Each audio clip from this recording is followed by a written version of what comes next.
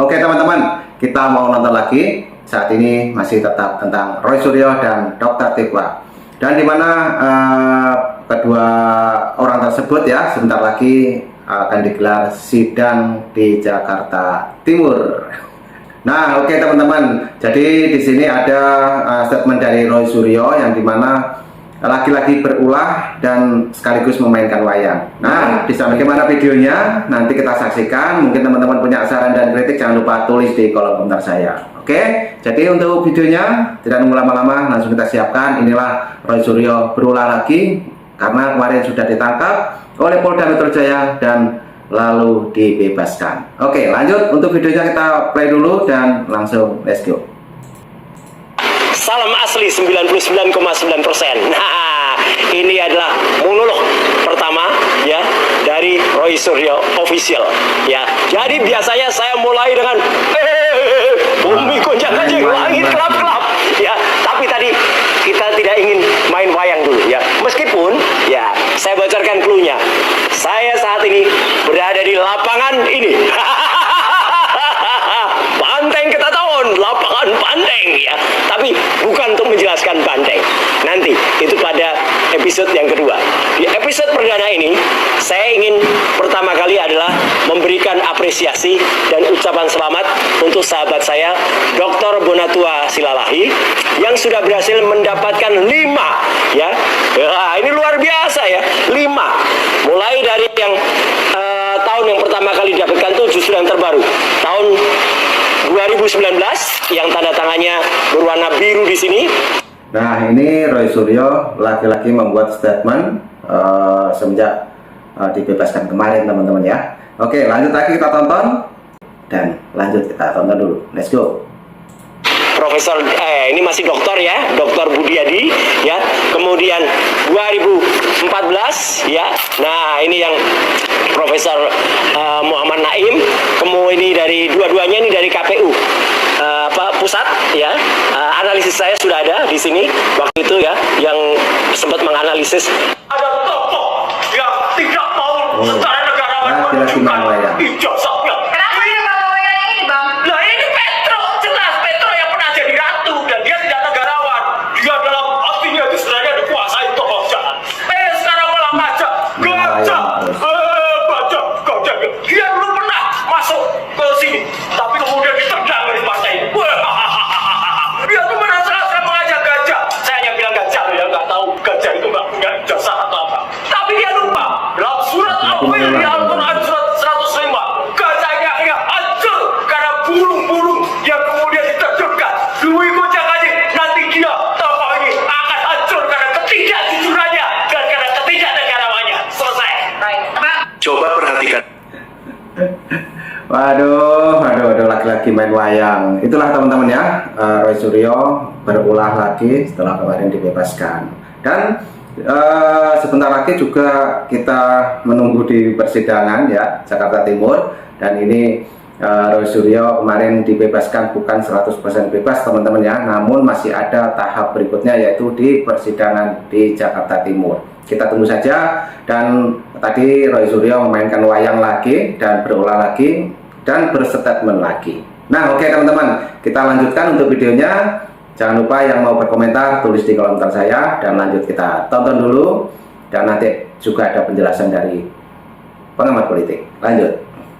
Guys, pendemo yang menolak kedatangan Pak Jokowi itu wajahnya tak asing lagi. Mereka itu biaraannya Roy Suryo dan Abah. Baik saat demo di Jakarta, demo di Pengadilan Negeri Solo, atau teriak-teriak di jalanan kota. Paling mudah, ciri-cirinya, kalau perempuan perhatikan pakaian mereka, seperti berjubah, sedangkan laki-lakinya berjanggut seperti kambing. Itu ciri-cirinya keledai dungu piaraan Roy Suryo. Salam waras. Berikan penjelasan-penjelasan yang menyesatkan masyarakat dalam kasus ini. Nah, oke teman-teman, ini penjelasan langsung karena tadi Roy Suryo berulah lagi dan saat ini ada penjelasan dari Bapak Arianto ya. Ini juga penting, patut kita simak juga, dan tentunya nanti juga ada kelanjutan dari video ini sampai selesai. Oke teman-teman, kita tonton dulu dan lanjut. ini ya, itu kelihatan sekali terjadi penggiringan opini ataupun pemberian penjelasan-penjelasan yang itulah yang sehingga banyak tindakan anarkis di lapangan. Dan itu bisa Itulah yang harusnya itu kita cegah. Ini jadi saya usulkan ada juga nanti yang menggugat itu supaya itu yang namanya kegaduhan itu belum sampai ada di sosial, berarti bukan kegaduhan. Saya nggak begitu sependapat dengan itu. Karena sekarang dunia justru kegaduhan itu medsos justru menguasai kan Pak, menguasai mindset masyarakat di lapangan itu. Trump aja pakai itu kan. Iya kan gitu. Itulah. Itu jadi semangat saya masuk, makanya saya senang karena apa, ini sudah pada ujung yang saya harapkan. Dulu kan saya udah pertama kali menyampaikan ya, kasus ini adalah kasus yang simpel sih. Apa sekedar ijazah palsu. Kalau saya jadi penyidiknya waktu itu ya, seandainya ini kasus cuman ijazah palsu atau fitnah karena ijazah palsu itu, saya sebagai penyidik estimate saya ini 2 bulan kasusnya selesai, nggak usah pakai saksi sampai 100 sampai bukti 700 kemarin itu nggak perlu. Cukup waktu itu saya pikir-pikir ya kira-kira 20 saksi dan ahlinya 4 atau berapa butuh bukti material itu dikirim ke jaksa, selesai itu urusan itu sebetulnya ya. Tapi kasus ini kan yang terjadi seperti dulu saya sampaikan pertama kali. Ini kasus yang entry point-nya adalah tuduhan ijazah palsu. Tuduhan menggunakan ijazah palsu ya, saya lebih pertegas karena bukan tuduhan ini ijazah asli atau bukan. Yang dituntutkan mereka itu kan Pak Jokowi menggunakan ijazah palsu kan gitu kan. Yaitu untuk pileg, pilpres, untuk wali kota dan sebagainya. Kan gitu ya. Gitu. Tapi yang terjadi ini adalah antara kelompok yang pendendam atau pembenci Pak Jokowi melawan pendukungnya. Nah, kelompok pendendam atau pembenci itu bisa kita kelompokkan waktu itu ya. Ada 4 saya bilang tuh. 1 orang yang pernah dipecat. Nah, itu lihat aja sekarang ke belakangan kan muncul semua itu siapa-siapa. Oh ya dulu yang pernah dipecat. Kelompok 1 terus tapi kelompok mereka itu bukan berarti kelompok yang tahu satu sama lain tahu kemudian bergabung, bukan Pak, karena kelompok ini yang memanfaatkan situasi ini gitu, maksud saya gitu. Jadi kelompok kepentingannya sama sehingga masing-masing mendukung kan gitu kan, mendukung dari versi mereka. Kelompok yang kedua adalah kelompok yang dulu kelompoknya kelompok ekstrem yang pernah dibubarkan oleh Pak Jokowi, yang selama ini kan dia dimanjakan oleh penguasa kemudian dibubarkan Pak Jokowi. Marahnya bukan main dong gitu. Tunjuk sendiri, saya nggak akan nunjuk di sini nanti jangan hanya provokator. Yang ketiga adalah kelompok yang kalah perang, istilah saya. Kalah perangnya itu kalau zaman sekarang kan Indonesia ini perangnya kan bukan perang antara penjajah dengan yang dijajah, bukan perang dengan musuh, tapi perang politik. Ya gitu kan yang kalah dalam politik pilpres maupun pileg. Lihat aja lah siapa-siapa yang muncul belakangan ini kan gitu kan, orang gede di belakang katanya saling tuduh menusuk kan muncul kebermunculan. Jadi teori saya dulu terbukti kan gitu. Itu dari aspek itu. Yang keempat adalah asing itu kenapa? Amerika karena terganggu tambangnya diambil, Freeport diambil karena marah dengan Indonesia kan, maka dia pasti bikin keonaran terus. Itu anunya. Mereka tujuannya gitu. Terus atau Eropa yang kita melawan WTO itu kan segala macam. Ya kan itu yang sampai sekarang belum selesai kan hilirisasi ditolak. Nah, jadi keempat ini Pak, ini memanfaatkan isu itu untuk bikin keterbelahan dan keinstabilitas di Indonesia, itu yang terjadi kayak gitu. Makanya kasus ini jadi rame dan melibatkan orang banyak. Nah, kenapa kasus ini nggak akan mungkin selesai Pak? Karena masing-masing punya strategi sendiri-sendiri. Sementara yang hari ini, yang kelompoknya yang ini tadi, 4 itu tadi, dia menggunakan dalih ataupun alasan pembuktiannya itu pembuktian yang bukan pembuktian yang dipakai untuk di peradilan. Contoh, kalau orang menuduh orang itu ya, itu kalau yang sistem hukum yang berlaku kan dia akan menunjukkan bukti-bukti yang valid untuk di persidangan itu yang dibawa ke pengadilan. Saksi ini. Nah, ini kan terbalik. Ini kan tidak menggunakan itu kan gitu kan. Nanti Pak Jokowi yang buktikan gitu. Ya, nanti kita kasih contoh itu. Ini oke lah. Sekarang kita kasih contohnya ya. Ketika dia melaporkan kepada Mabes Polri bahwa ini gunakan Pak Jokowi menggunakan jasa palsu. Ketika oleh Mabes Polri ditanya mana buktinya jasa palsunya itu, kan tidak ada. Yang disodorkan ke sana kan cuma fotokopian Fotokopi. atau apa, nggak ada. Justru dia bilang, itu salahnya Pak Jokowi, nggak mau nunjukkan ijazah itu. Contohnya kan kayak gitu. Nah, kan itu kan Sampai sekarang loh, Pak. sampai sekarang itu, dan itu mereka merasa benar caranya itu saya bilang itu tadi. Makanya ini nggak akan mungkin selesai ya perkara ini. Karena apa? Itu tadi masing-masing ini teorinya pakai pembuktian yang di medsos. Tiap hari dia bikin framing, mulai dari pengacaranya pun begitu tampil pertama kali dengan saya dulu mengatakan ini ada pasal yang diselundupkan. Ya, itu Refli sering pakai, Pak. Ya saya nggak nuduh lah siapa pokoknya, Nggak, tapi karena itu kan sampai sekarang semua ternyata Iya. masih pakai framing itu pasal yang diselundupkan. Diselundupkan. Padahal kalau menurut pemahaman saya saya kan penyidik ya 30 tahun jadi penyidik. Yang namanya laporan polisi itu Pak, laporan polisi itu adalah orang, misalkan Bapak lapor, Pak saya Dina, kan baru ngomong gitu kan. Iya. Oke lah saya terima penghinaan itu, tapi buktinya apa? Oh ini Pak, ini rekamannya ada ini ya. Oke. Saat kita menerima laporan, Pak, kan kita kan baru Dalami. menampung itu aja bukti awal yang Iya. ada. Tapi kemudian ketika penyidik itu melakukan penelitian kembali, meriksa, ternyata banyak sekali, ini bukan hanya ini doang kan itu. Iya. Itulah yang dikatakan dulu waktu pertama kali itu, bukan hanya ijazah itu palsu apa tidak, bukan hanya memfitnah, tapi ada juga menyerang kehormatan ini dan sebagainya, sehingga ada pasal-pasal yang dimasukkan oleh penyidik selama ketika menerima laporan itu. Tapi di framing oleh mereka kan pasal yang diselundupkan sesuai dengan titipan daripada pelapor. Yang lebih sadis lagi, dulu di dalam laporan kan cuma sekian pasal, betapa jahatnya dia ternyata. Dan itu waktu itu ngomongnya, Pak Jokowi ngomongnya kan cuma saya tidak melaporkan dia apa-apa. Ternyata dia jahatnya tuh pasalnya sudah ada dulu, saya laporan betul. Itu kayak gitu Pak, sanggahan mereka kan. Jadi mereka tuh menggunakan opini publik untuk nyerang, dan kemudian pakai menyebarkan sesuatu yang tidak benar terus-menerus sehingga dianggap kebenaran, dan mereka berhasil rupanya.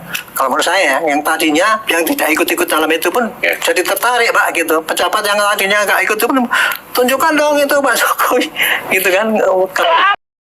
Oke teman-teman, itu tadi penjelasan dari Bapak Adianto yang dimana menjelaskan tentang Roy Suryo yang tadi kambuh lagi dan kumat lagi memainkan wayang, juga statement baru yang katanya gitu teman-teman ya. Jadi bagaimana menyikapinya? Tadi teman-teman ini juga ada waktu keributan di salah satu televisi ya, yaitu debat head to head, dan juga di sini ada mengenai Roy Suryo memainkan wayang juga. Jadi kita simak dulu untuk video selanjutnya. Oke teman-teman, nanti juga ada penjelasan mengenai Roy Suryo yang ini. Oke, lanjut. Tahu nggak wayang beber sejarahnya apa? Tahu nggak wayang wayu sejarahnya apa? Baca lagi. Ini. Lagi apa coba? Wayang Solo artinya apa? Ada apa? Wayang Solo artinya apa? Wayang wayu artinya apa? Buktikan ada. Ada mana ada? Ini lihat apa? Ini apa ini? Kenapa? Ini wayangnya. Ini wayangnya.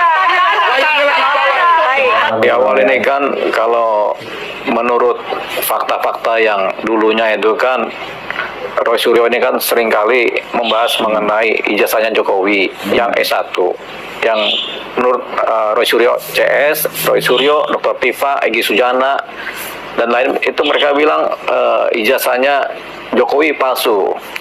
Egy Sujana khusus bercerita mengenai ijazah SMA. Tapi kemudian tiba-tiba Roy Suryo sama Dr. Tifa nimbrung dengan ijazah S1-nya Jokowi palsu begitu. Nah, sementara Egy Sujana hanya fokus kepada ijazah SMA Jokowi. Nah, tapi kemudian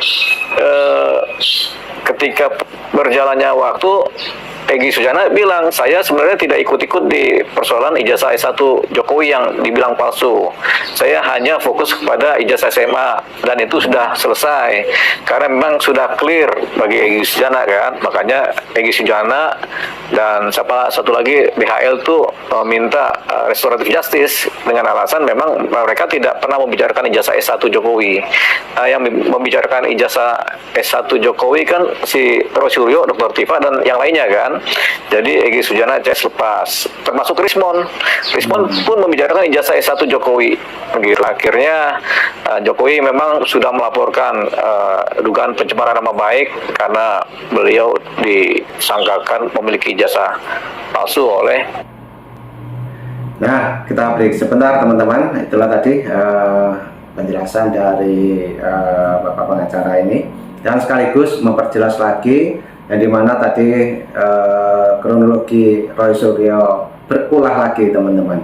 Dan banyak sekali para netizen yang berkomentar juga tentang semakin hari semakin berulah lagi setelah pulang ataupun dibebaskan dari Polda Metro Jaya. Oke teman-teman, kita simak lagi dan lanjut kita, let's go. Iya, Roy Suryo, Dr. Tifa maupun si Rismon.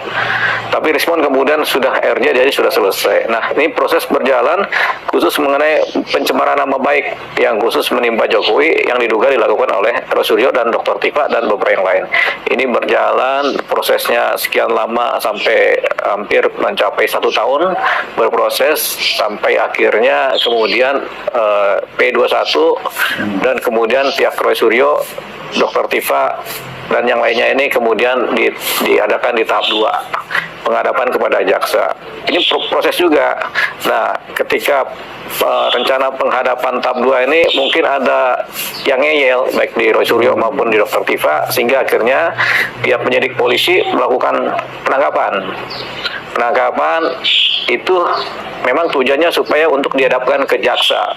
Nah, setelah kemudian penangkapan sehari 2 hari kemudian dihadapkan ke jaksa, jaksa kemudian memutuskan mereka tidak ditahan. Jadi mereka dilepas, dan kemudian ini berproses. Nah, proses tentang persidangan itu tentunya akan berjalan karena setelah penghadapan tahap 2 baik barang bukti maupun para tersangka, kemudian pihak kejaksaan, jaksa peneliti melakukan langkah pembuatan surat dakwaan. Surat dakwaan ini kemudian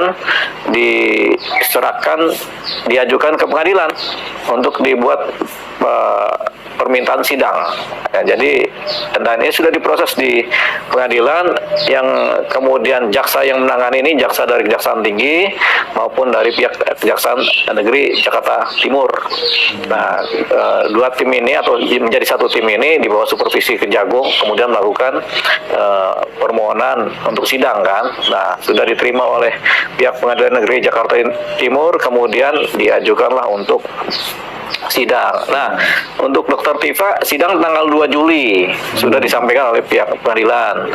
Sementara untuk Roy Suryo diberi kesempatan karena Roy Suryo melakukan upaya pra-peradilan. Tadinya Dr. Tifa ini mengajukan juga pra-peradilan, tapi dia kemudian menarik diri dari pra-peradilan. Jadi yang mengajukan pra-peradilan hanya Roy Suryo. Dr. Tifa.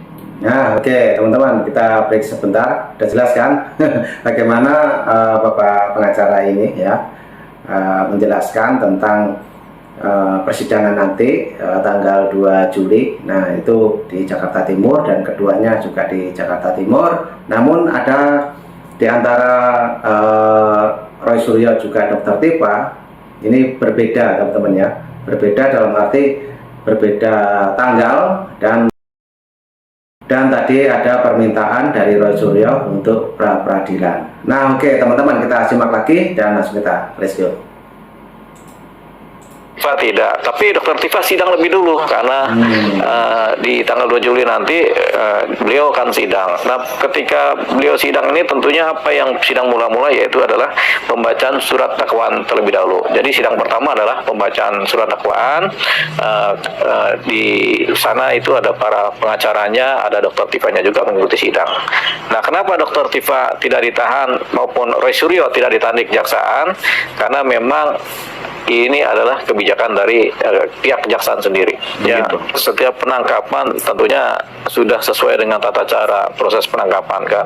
Penangkapan itu ada penangkapan dengan paksaan, ada penangkapan dengan halus, ada penangkapan dengan kasar gitu. Jadi itu sudah model-model penangkapan dan itu bagian dari penangkapan. Yang penting ada surat hukumnya, yaitu surat penangkapan begitu, atau surat jemput bawa atau surat jemput paksa. Asal ada surat perintah yang seperti itu, penangkapan itu legal formal, kecuali penangkapan dengan upaya melakukan pembunuhan, sembari menangkap sembari dimatikan, itu bukan penangkapan kan, namanya pembunuhan. Tapi penangkapannya begitu. Kadang-kadang penangkapan itu pakai juga senjata yang legal yang diberikan kepada pihak polisi. Kadang-kadang sembari menangkap orangnya lari ditembak kakinya kan, begitu. Jadi itu udah bagian dari penangkapan. Banyak juga kan kasus-kasus yang kriminal berat yang kemudian penangkapannya karena si tersangkanya melarikan diri tembak gitu kan. Tapi kalau tidak melarikan diri ya terukur gitu. Penangkapan terhadap Roy Suryo maupun Dr. Tiva itu memang penangkapan yang terukur. Jadi tidak seperti yang mereka gembor-gemborkan mirip PKI, tidak gitu ya. Penangkapan begitulah. Begitu, kadang malam hari, kadang subuh-subuh, kadang pagi hari, kadang siang hari, kadang sore hari, tergantung posisi si yang mau ditangkap ada di mana gitu. Tapi bentuk penekanan bahwa dia tidak dapat surat perintah atau surat panggilan untuk tahap 2 dilimpahkan kejaksaan, tahu-tahu dia diambil lah bahasanya atau Enggak, itu sudah ada surat-suratnya. Jadi nggak ada penyidik itu yang tanpa surat. Semua mereka bertindak dengan surat. Kalau penyidik sudah berangkat menangkap, berarti sudah ada surat perintah penangkapan. Kalau penyidik mau tahap 2 penghadapan, berarti udah ada surat perintah untuk penghadapan, surat-suratnya. Itu dulu yang dibikin oleh penyidik. Jadi penyidik zaman sekarang nggak seperti zaman dulu. Penyidik zaman sekarang itu tanpa adanya surat-surat, mereka tidak akan bekerja, tidak akan berjalan. Nah, kalau mereka sudah bekerja, itu artinya sudah ada surat-surat lengkap yang mereka punyai. Tapi Oke teman-teman, videonya sudah habis. Itulah tadi penjelasan dari Bapak pengacara yang baru saja dijelaskan tentang penangkapan, tentang persidangan, juga sekaligus tentang Roy Suryo dan Dr. Tiva, yang dimana nanti disidangkan di Jakarta Timur. Nah, dari itu teman-teman, mungkin dari awal video juga tadi ada penjelasan dari Bapak Arianto, membuat kita semakin paham ya di dalam polemik yang begitu.